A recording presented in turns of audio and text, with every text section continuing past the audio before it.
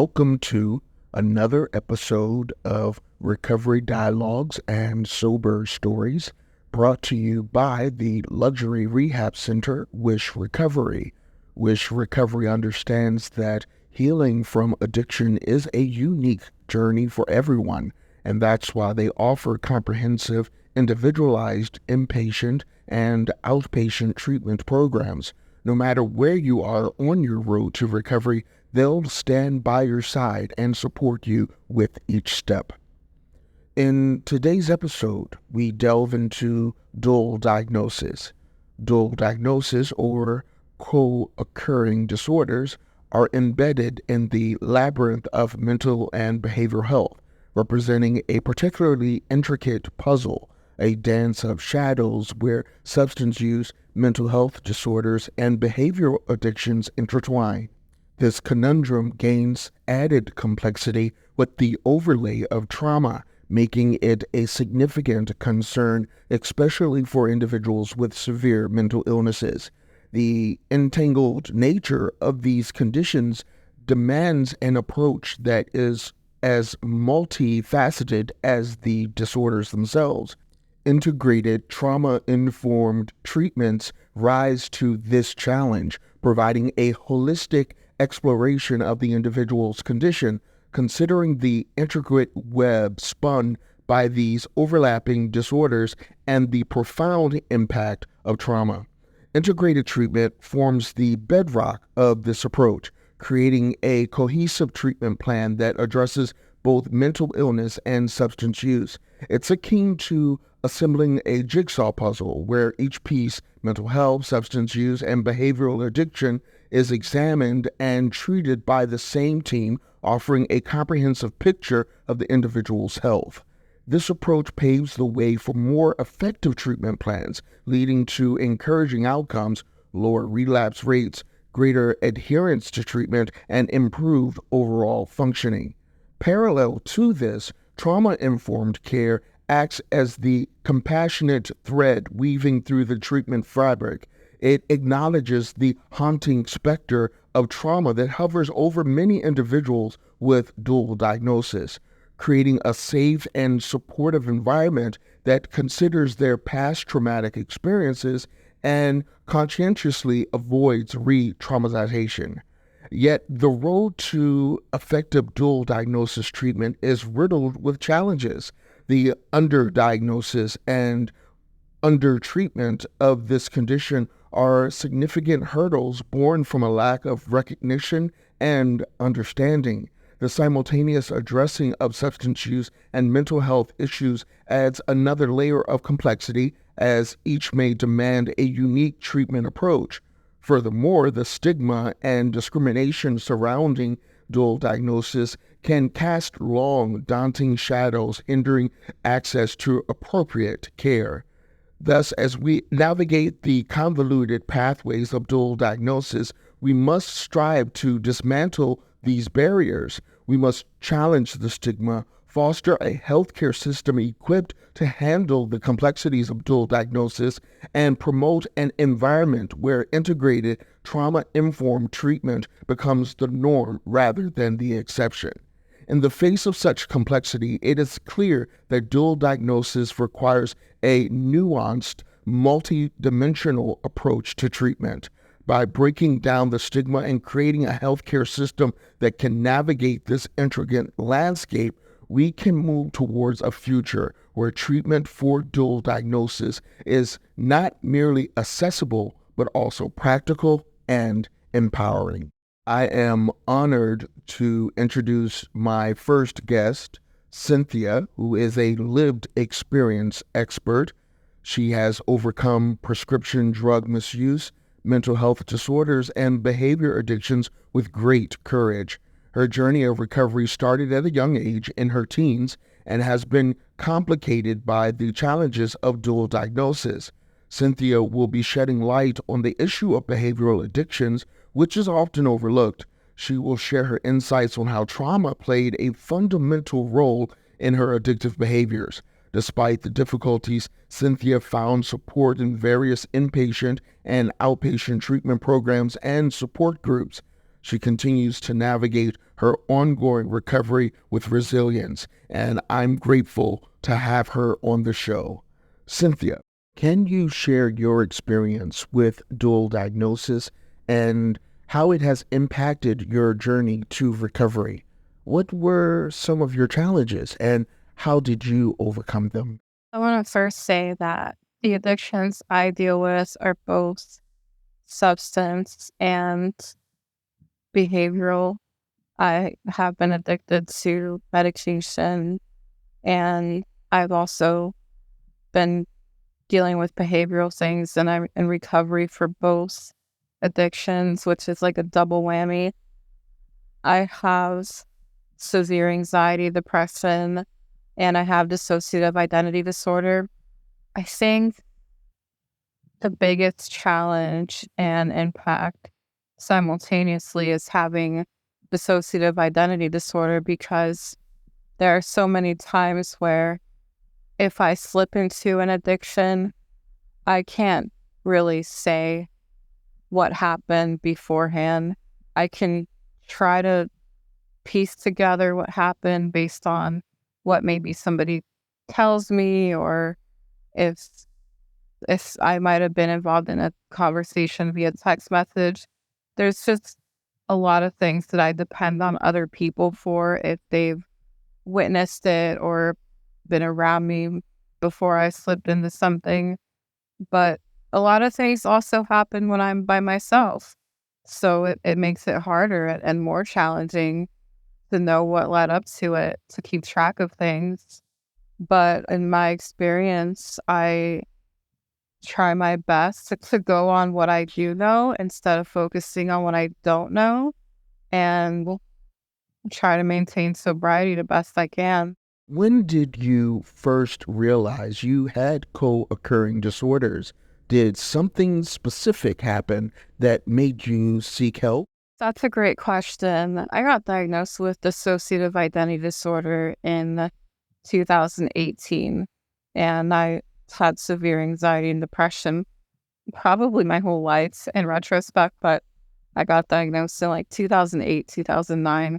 So the DID came much later, and realizing that it was a problem and I had all this stuff piling on top of each other came actually after my diagnosis, especially my diagnosis of DID, to clarify, especially after I realized I just couldn't remember what would happen if I would talk about it in therapy or with my social worker.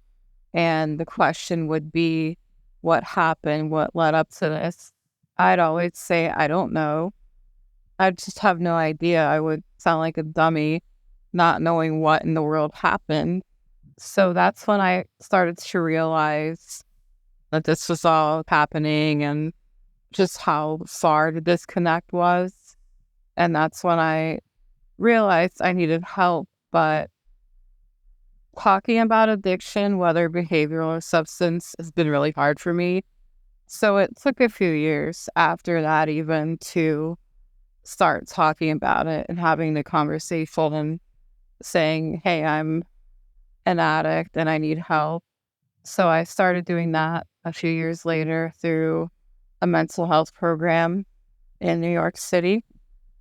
And I'm still going strong, but it definitely, I think asking for help was the part that came last. Everything was just like a domino effect, all these things leading up to one another. So that's how it happened for me. How did any traumatic experiences lead to addiction? And how did addressing trauma help your recovery? There's definitely been a lot of trauma in my life that's led to addiction. I suffered from child abuse. It's something that I look back at and I realize the things I went through at home were not normal. And I learned a lot of that really through watching TV, like watching Full House and things like that. And like, I didn't know that it wasn't normal to get cursed out as a 5-year-old little girl, and to see a lot of the other things I'd see at home. So there's a lot of things that I don't want to say I didn't have a point of reference, because there were good moments in my childhood, but they were far and few between. And when they happened, it was really weird. I didn't know what to do when there was a good moment, because there was so much chaos and a lot going on. And I really truly believe that shaped and molded me. And whether or not I wanted it to, that's what I believe. And it's been something that I've never fully recovered from. I don't think any kid growing up can recover from a parent that has literally one job, just to love their children, and all the stuff falls underneath that, nurturing and protecting and providing. But when that doesn't happen from a parent, it's really hard to recover from and to move on. And I dealt with all three types of abuse: physical, verbal, emotional, and sexual. And it's really hard to even talk about that, but I dealt with all of it. And I saw a lot of things and heard a lot of things at home in my family that were traumatic. And then my father, who was the abuser, passed away in a really traumatic way. We pretty much just watched it happen. He was very sick for a long time, and things just went downhill, like right in front of us. And I was only 15 when he passed away. So it was just a lot. A person that I had to end up kind of taking care of and helping take care of for the last few years of his life, being someone that hurt me. Then I watched things happen as he passed. So there was definitely a lot of trauma in my childhood and my teenage years. How did early intervention affect your overall treatment and outcome? For me, I actually didn't learn about the DID and admit that I was an addict until a lot later on. So I wouldn't say there was necessarily early intervention. I think I let myself slip into a hole. And it was a lot of stuff in retrospect too, because for me, I started developing addictions when I was 12, but I didn't realize it at the time.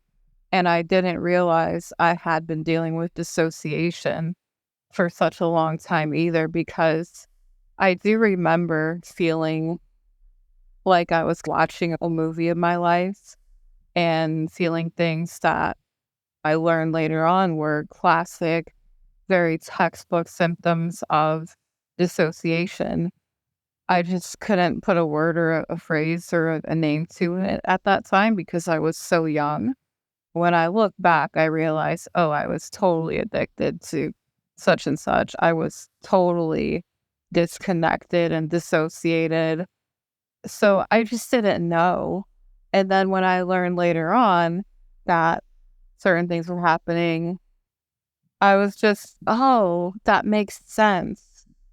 So again, it really wasn't early intervention. It was more like going back, going in reverse, and saying, okay, what happened at this point in my life does happen as a trauma response.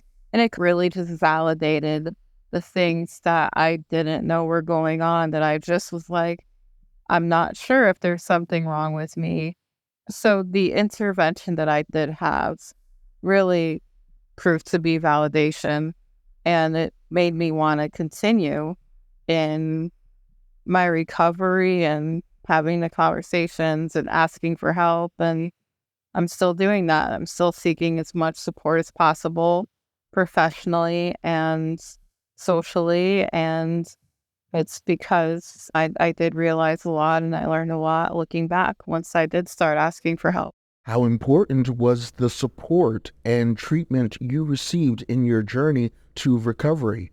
What therapies or interventions were most effective for you in managing your disorders? Therapy has played such an important role in my recovery. It has not always been the most comfortable process, and it will never be, because therapy does have side effects when you talk about things and try to work through things and admit things to yourself that are very hard to even articulate. But it's definitely been something that I've learned a lot from. I've learned a lot about myself. And as I've mentioned, I've learned a lot about things in the past that I didn't realize, or even problems per se. There were times where I just didn't know if something was wrong, but it's been something that's really helped me look back. And even now, as an adult, I really had to learn so much about myself and about my interactions with others and about the importance of staying in recovery and pushing through and accepting the fact that recovery is not linear. So when I do relapse or I feel like I'm going to relapse, it's part of the process. But the point is not to give up. And my faith definitely plays a role in that too, and that acceptance of not giving up. With therapy, I've had some phenomenal therapists before. And looking back, there were times where I didn't always understand their approach. And I think of a few people specifically who showed me some tough loves. And at the time, I thought it was just tough and I didn't like them for it. But then I realized they were just very smart and observant of my behaviors, and they were responding to it in a very methodical way where I would have to be stuck with myself. There were times where it seemed like maybe they were ignoring me or they weren't reacting so dramatically, but that was part of the intervention, was to be low key, and I had to deal with myself because they weren't dealing with it. And it allowed me to look in the mirror, look at what I was doing, look at if I was engaging in certain behaviors and things for attention, even though I felt like I got a high off of it. And when it came to the substances of medication, I had great support. I had one social worker one time escort me personally to a crisis respite center, and I was terrified to go and I was terrified to stay there, but being escorted there and that social worker stood with me until I got all signed in. It was really helpful. And then I learned that one of the persons in leadership at that respite center was also a recovering addict. So having somebody that could relate, but maintain those professional boundaries, I just thought was very comforting. And when I learned that other people I've met, professionally speaking, like other social workers and things, have made disclosures in the proper context when they can, that they too have been in my position, it has totally been helpful. I think one of the biggest things is when people relate to other people, because it's just such a human thing. It's such a human connection. And that has been so impactful. Obviously, I love when my friends can relate and I meet people in groups and things. But when I see somebody on a professional level that they walk the walk and now they turn their life around and they're helping others, it really has a huge impact on me. What advice would you give someone struggling with co-occurring disorders and hesitant to seek help? How can they find the strength to take the first steps towards recovery? I would say not to try to predict what'll happen and not to try to think about being judged or anything like that. Definitely do not predict negative experiences. Just keep it simple and leave it for what it is, and just say, this is who I am. This is what I'm dealing with. I need help. And keep it as simple as that. Because I know for me, I definitely thought way too much about what could happen, what folks might say, and all kinds of things. But when I finally said something and I started receiving support, it was so much better than I thought. So either way, as a recovering addict, before we enter recovery, we're dealing with the addiction. After we enter recovery, the addiction is still there, but we learn how to manage it and how to deal with it and live life around it so that we don't have to succumb to that addiction. If you have to pick between one of the two, just being an addict and the addiction takes over you, or being a recovering addict and you can take over the addiction, which one would you pick? Because that's what it boils down to. It's going to be one of those two things. So I would say to just think the best, not the worst, and just speak up to somebody you trust. Start with telling one person. That's what I did. I started with telling one person, and then I got more comfortable opening up about it in therapy and to the people I needed to, and it went from there. What are some best practices for managing dual diagnoses? Are there specific resources or strategies that helped you in your recovery? I think this might be a little bit different than what you're looking for, but I know for me, I actually depend a lot on my faith.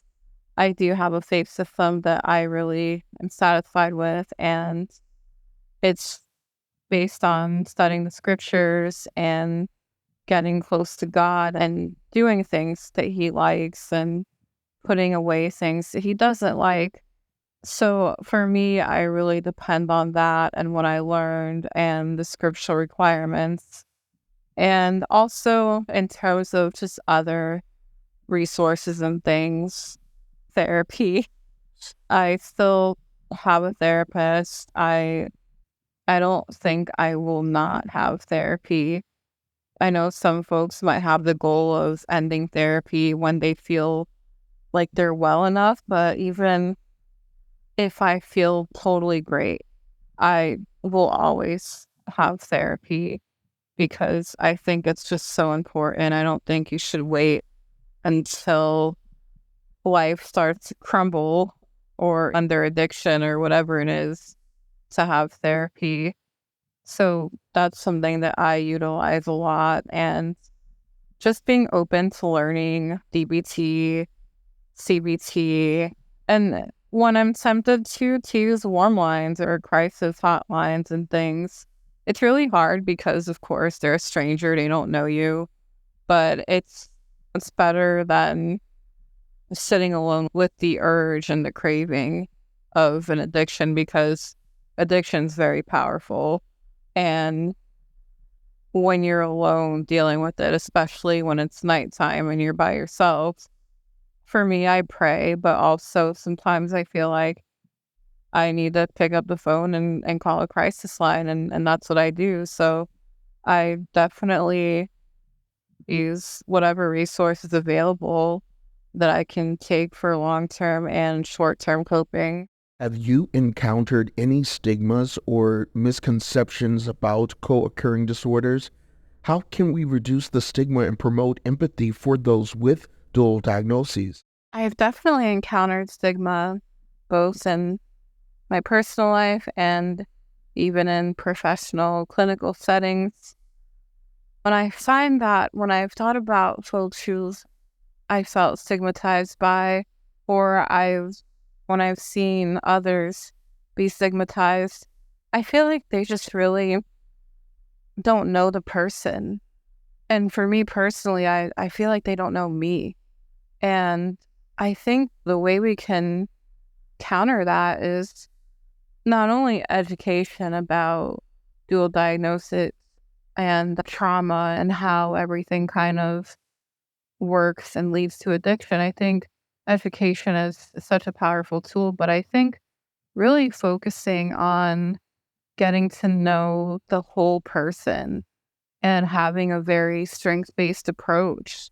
What are a person's strengths? Obviously, we know a lot about a person's weaknesses when they're dealing with certain things, but have conversations with people, get to know people, not every conversation has to revolve around addiction. There's so many things and hobbies and talents that people have that I think if we focus on that and if we get them to focus on that in themselves, it's also therapeutic. But I think that'll break the stigma when we see people that have addiction and dual diagnoses as whole people that are just responding to pain. And we can't necessarily help these responses. There's changes that we go through that cause this, but we're just people that are most likely responding to pain or responding to something that happened in our life is most likely the reason we have the addictions we have and the dual diagnoses. And when we focus on the whole person, I think that's just so powerful, and it's it really sheds a lot of light on the fact that these issues don't define a person. How has your recovery impacted your overall well-being and quality of life? Have you noticed any specific changes or improvements? Recovery has been helping me to become more accepting of the good and the bad and the need to adjust if there is a relapse. It's not something that I run away from anymore. I just acknowledge it and accept the fact that it happened. And of course, naturally, I will feel guilty if there is a relapse, and I'll feel those feelings that are not comfortable. But recovery has even allowed me to say that, because there was a time where I couldn't say that. There was a time where I could not accept the bad and the discomfort that does inevitably come with recovery. So it's really given me an opportunity to learn more about myself and grow and just accept the fact that life, nothing in life is perfect, and that includes recovery. And it helps me to be confident with myself as a person that as long as I do my best with the help of God and my loved ones, and when I'm willing to do my best, then that's really a huge thing in itself.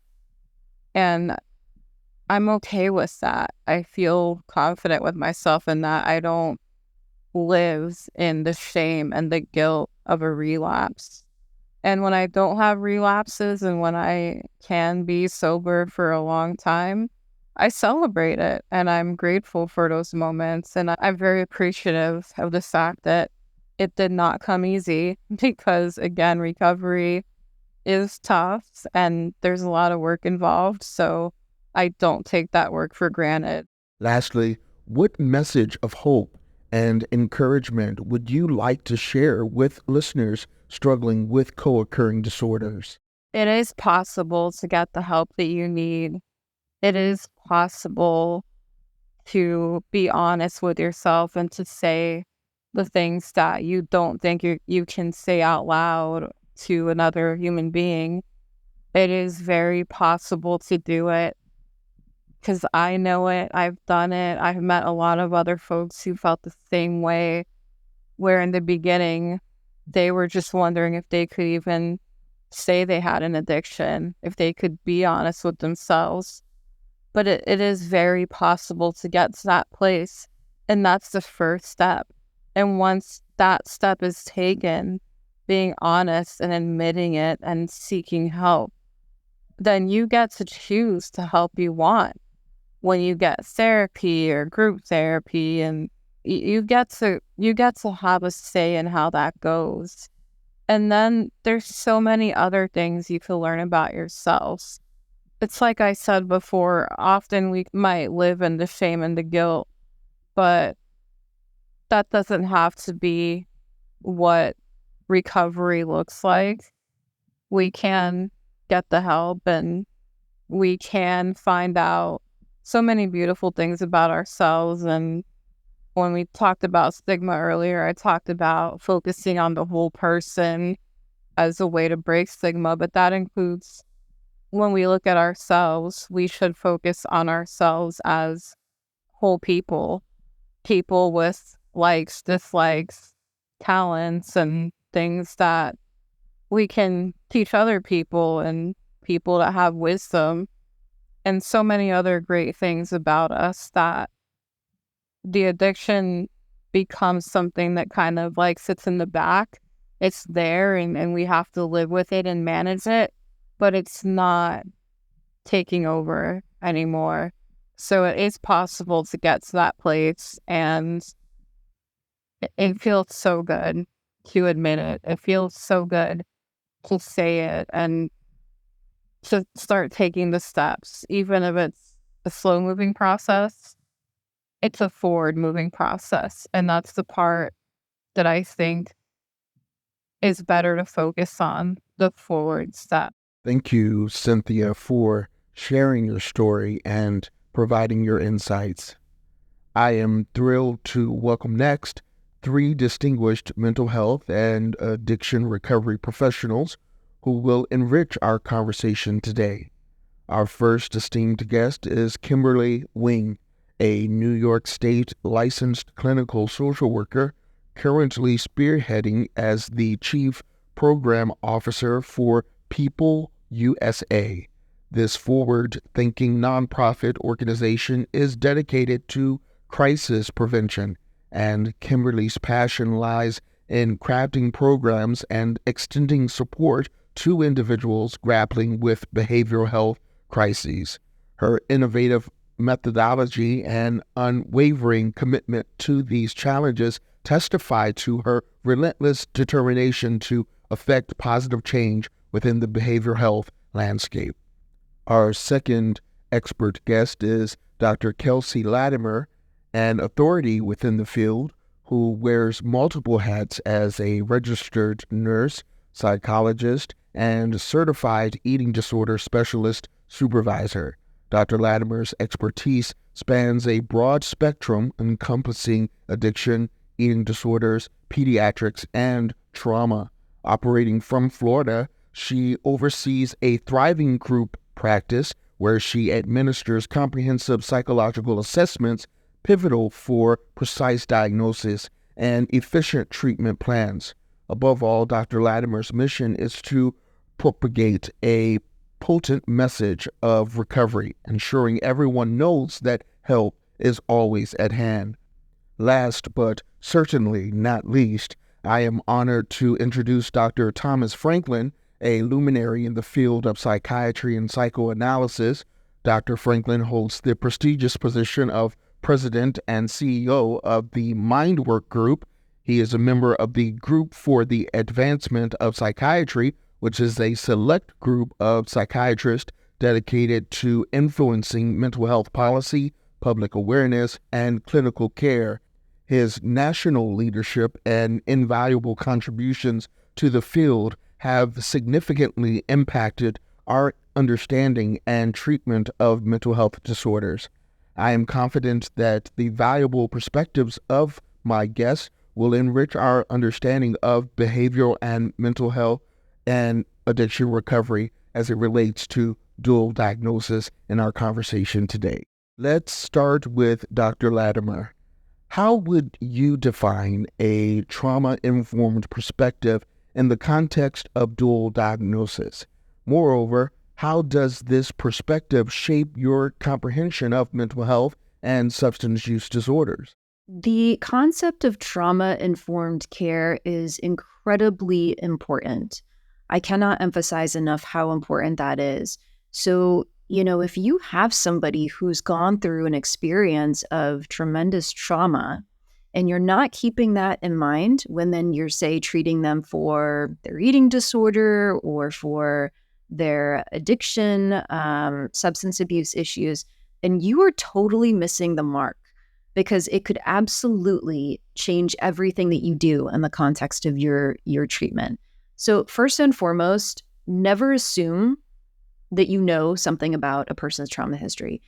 Even if they don't on the upfront say, hey, I have a trauma history. A lot of people don't even know they have a trauma history. This might be the first time that they've ever even considered that concept sitting in front of you. So how I do that is I open up the same questions with every single client. I ask them, have you ever had experiences where the traditional questions, right? Like where you felt that you were emotionally abused, physically abused, or sexually abused. Those are the specifics. That's where somebody's checking a box and saying, yes, I've gone through those things, but that's assuming that they know they have.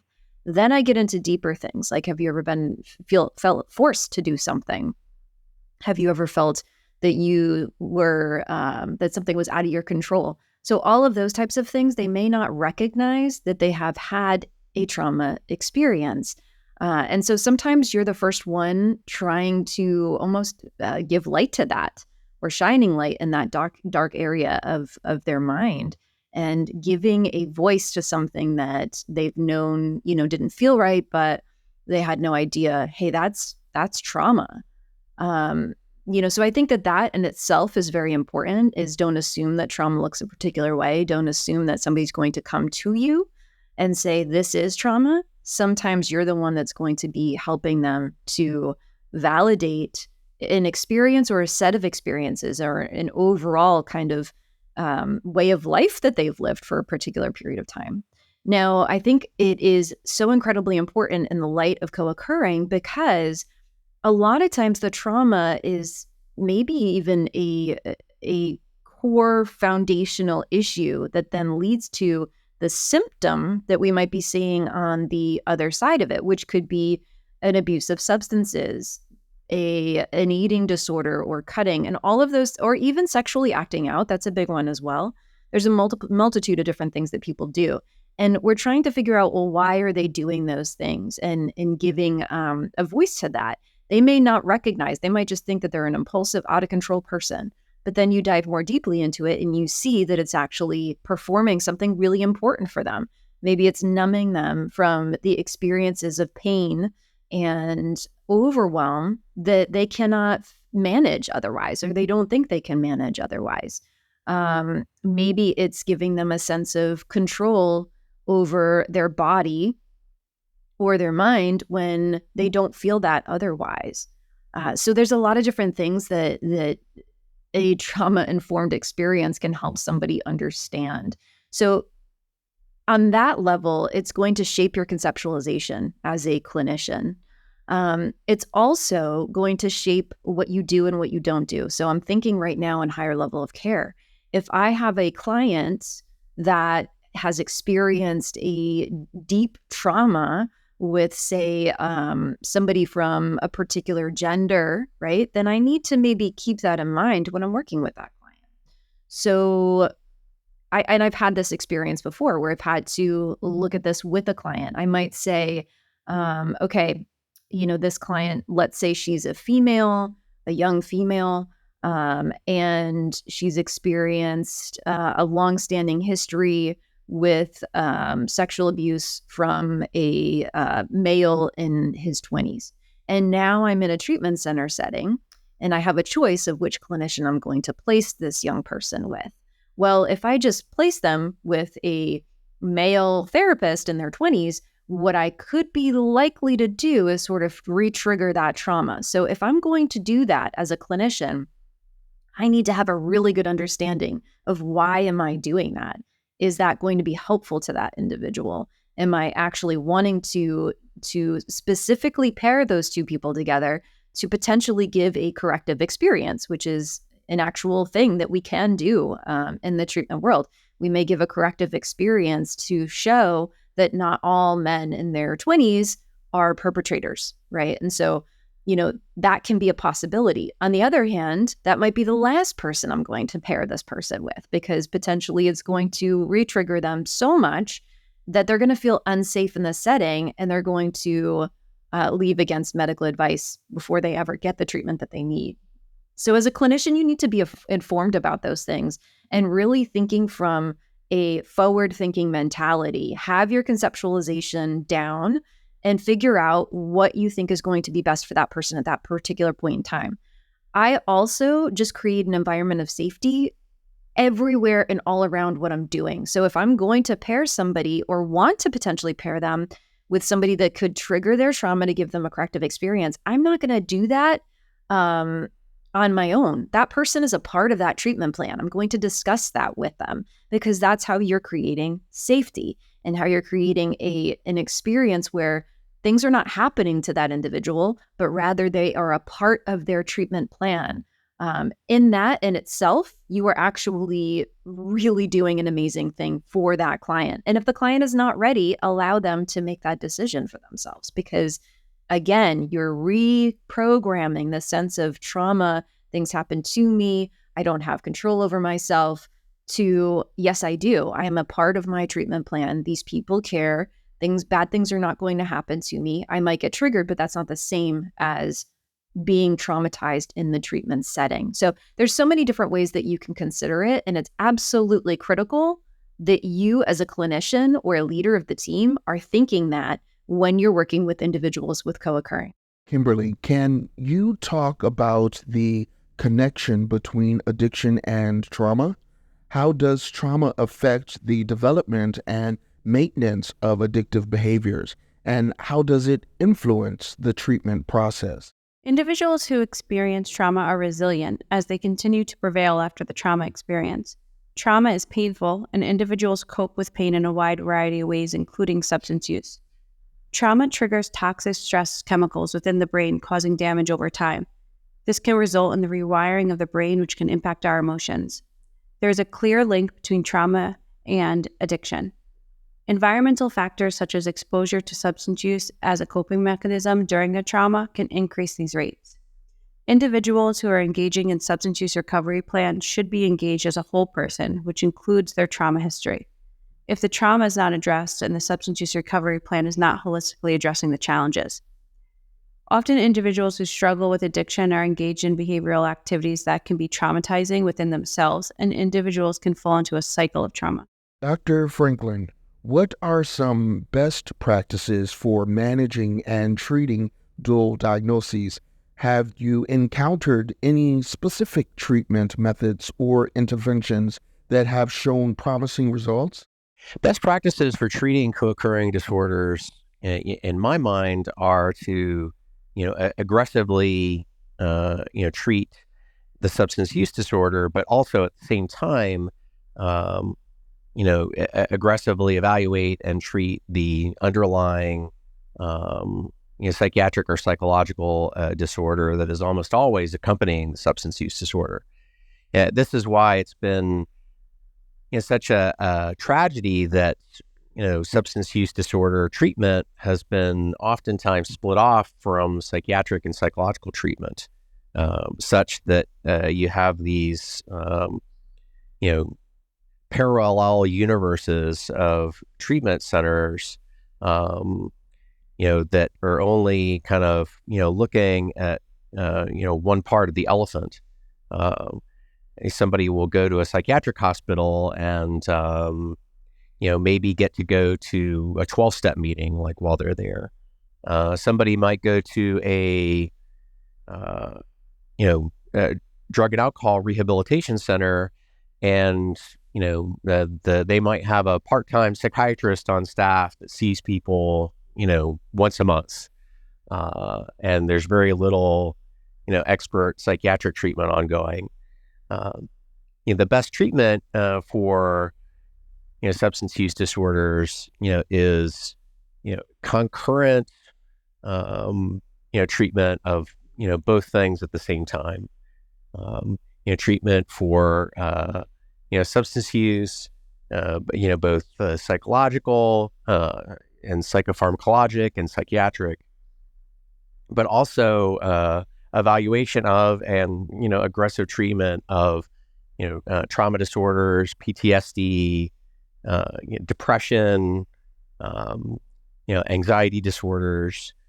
There are very few places, unfortunately, where you can get both of these done at the same time at a high level. Dr. Latimer, how crucial is early intervention in treating co-occurring disorders? What are the possible outcomes of delaying or not treating both conditions simultaneously? Again, another important question. And, this is a tricky one, because what I don't want to do is give the impression that if you don't get early intervention, you can't be helped, because that's not true. You can. It's never, ever, ever too late to get help.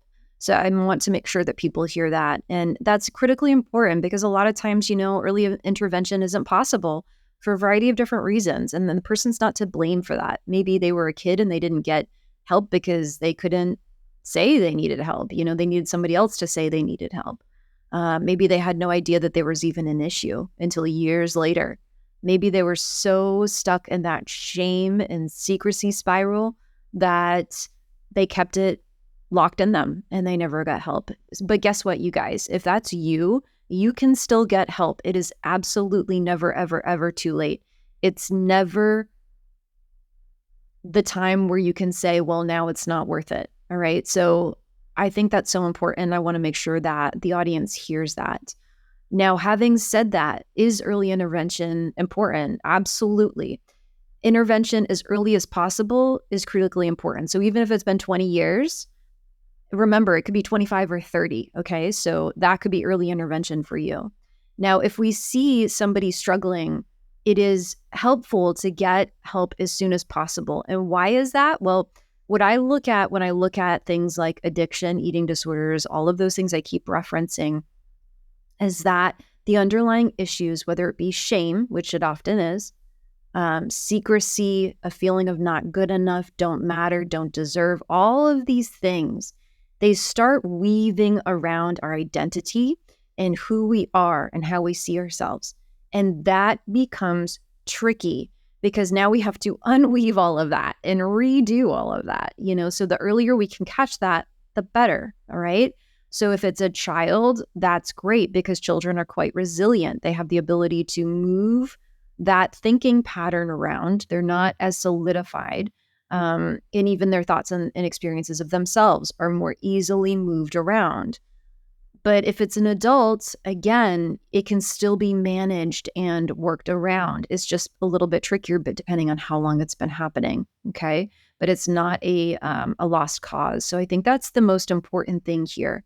If you are thinking, should I wait? The answer is no, don't wait.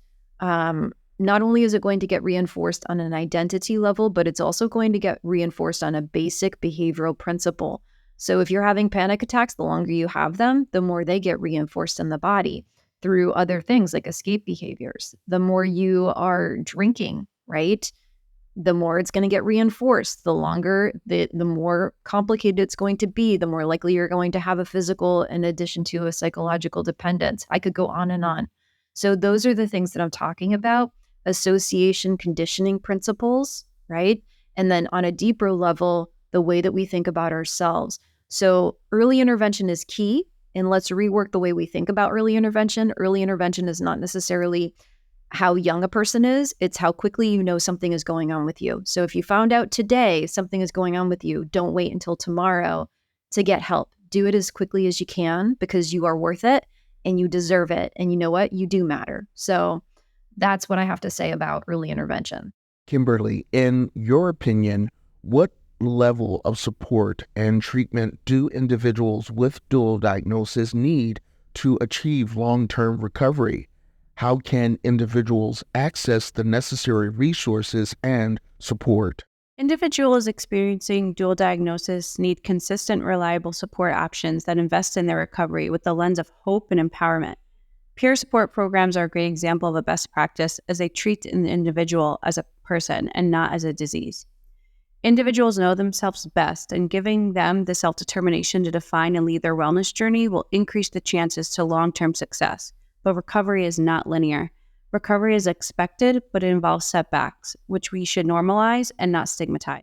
Dr. Franklin, could you share personal success stories from your clinical practice of individuals who have conquered co-occurring disorders? What were the primary factors that contributed to their recovery? Well, here at Mindwork Group in Baltimore, where I practice, we have an intensive program that has very small groups and several doctors like that are working intensively with these people, and oftentimes folks will come to us after not being able to find recovery at other treatment centers. We had a young man about a year ago now, come to us after, things not going so well at a different treatment center. And he was basically, homeless at that point. He had been, discharged, from the other treatment center after being, very disruptive there. And, over a period of 6 or 7 months of, very intensive treatment, 20 hours a week, much of that like in, small groups, and, the rest like in individual treatment, like with, very senior expert providers, with a lot of family therapy. Like, this young man really came along. Like, he was somebody that, really, it was near death. And, now as a full-time college student and, a trusted sort of senior resident of the, sober house that he lives in, has, sponsees in his, 12-step community, is somebody that is a, happy, like, trusted member of the community. And, this is what, really excellent treatment like can do for people if, it can be accessed. Kimberly, what are some of the stigmas or misconceptions surrounding co-occurring disorders that you have encountered? What can we do to reduce these stigmas and promote empathy and understanding? Stigma is very much alive in today's world. We often see individuals struggling with co-occurring disorders being blamed for their own experiences. Stigma also paints the picture that recovery is linear, and if someone has a setback, that they are not trying or putting in the effort. In addition, stigma often results in inaccurate stereotypes, such as believing individuals with co-occurring disorder are violent, lazy, or that they chose their current situation. A common stigma is that only certain people experience co-occurring disorders, and that doesn't affect all walks of life. Due to stigma, people are less likely to seek the support, and communities can become fearful of the development of supportive services. We could combat stigma by talking about substance use and mental health on a more regular basis, showing up in the world and being okay that these are aspects of all of our lives that affect everyone, and working within a preventative framework where we normalize these things, just as we normalize going to the doctor for physical health care. We make people not feel shamed by their experiences and what they're going through, and we provide a sense of hope. Dr. Latimer, how can individuals with dual diagnosis build resilience and develop coping strategies to manage their symptoms? I think I've addressed some of this before in my other answers. In terms of resilience, here's what I'm going to say about it. This might even feel a little controversial, because how I see people that have co-occurring, and again, not even co-occurring, just addiction, eating disorder, whatever it might be, okay, is that you're a survivor. Listen, if you survived something, if it helped you get through something, then you already have resilience, right? You just are not using it to help you. You're using it against you. You don't know how to kind of hold on to your strengths and make them work for you. And that's the role of people on your coping team. That's the role of your therapist and your psychiatrist and your dietitian and your family and your support community. All those people to rally around you and lift you up and help you see everything that you don't already just know about yourself. People with eating disorders, people with addiction have often survived incredible trauma, incredible feats. And you keep hearing me use the word survive. They have survived them. And that addiction and that eating disorder may have been the thing that helped them initially survive whatever it was. Unfortunately, it is also the thing that's now stopping them from getting to where they need to be and where they deserve to be and where they want to be in life. So it's a double-edged sword, right? But they're already resilient. So we can take that and then rework it and look at, what are the things that are already there so that we can get them to actually work for you instead of against you. And how we do that is by a lot of the different things that I've already talked about. But simply saying, I have an issue and I need help and support makes you strong. It doesn't make you weak. I always think, like, what's the easier thing to do? If the easier thing to do is to hang out in your eating disorder and your addiction and to merge with that, that's probably not the most helpful. And it doesn't make you strong. The thing that makes you strong is doing the thing that's hard for you to do. Having the courage to say, I have an issue, I have a problem, I need help. That makes you strong. And my clients are strong people and they want to be strong. And so even just seeing themselves in that way, as that is resilience and that is courage, is incredibly helpful. And including people in your life, we cannot do this alone, you guys. Even those of us that don't struggle with eating disorders or addiction, we can't do life alone. Life is a partnership with and connection to other people. So bring people in and allow them to be a part of that with you, and to lift you up over time. Lastly, Dr. Franklin, can you discuss the role of self-care and self-compassion in the recovery process for individuals with co-occurring disorders? I'm so glad you asked about this, because things are difficult enough for folks with co-occurring disorders, without them also sort of piling on themselves, like psychologically. One critical part of therapy for folks with these problems is to really kind of learn self-compassion and take things very slowly, right? People are prone to think that they're sort of further along and doing better, like than they think, right? The folks that do best, are able to kind of orchestrate their lives, in a way that sort of allows, for a lot of self-care, allows for a low stress level, allows for, a lot of community. I mean, these are serious chronic illnesses, and, the treatment for them, in many important ways, is to sort of orchestrate your life, to allow for as healthy and low stress a living arrangement as is reasonable. I must say, though, that oftentimes, the sort of self-care mantra gets under my skin a bit, because sometimes it's this kind of suggestion that the problems in organizations and the problems in society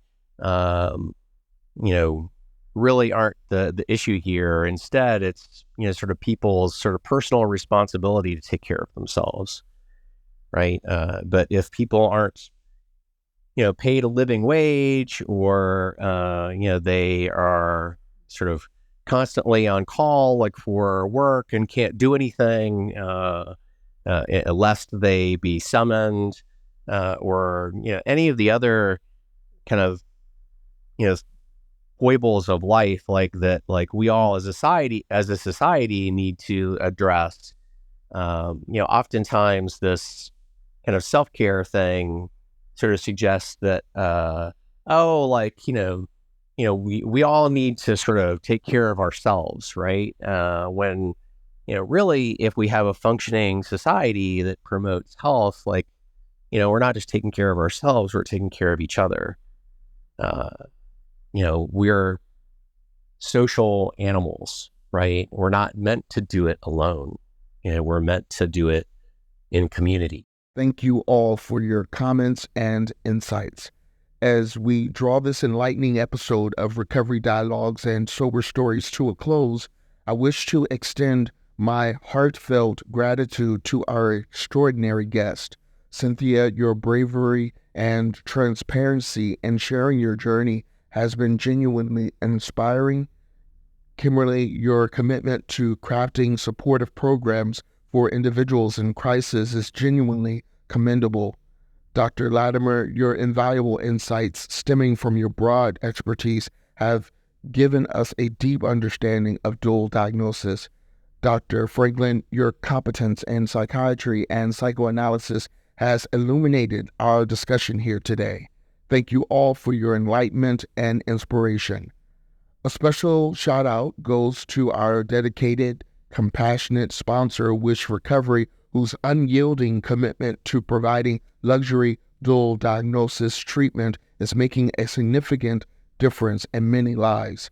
To our esteemed listeners, thank you for joining us in exploring the intersection between addiction and mental health. Your continued support and engagement are what keep us going.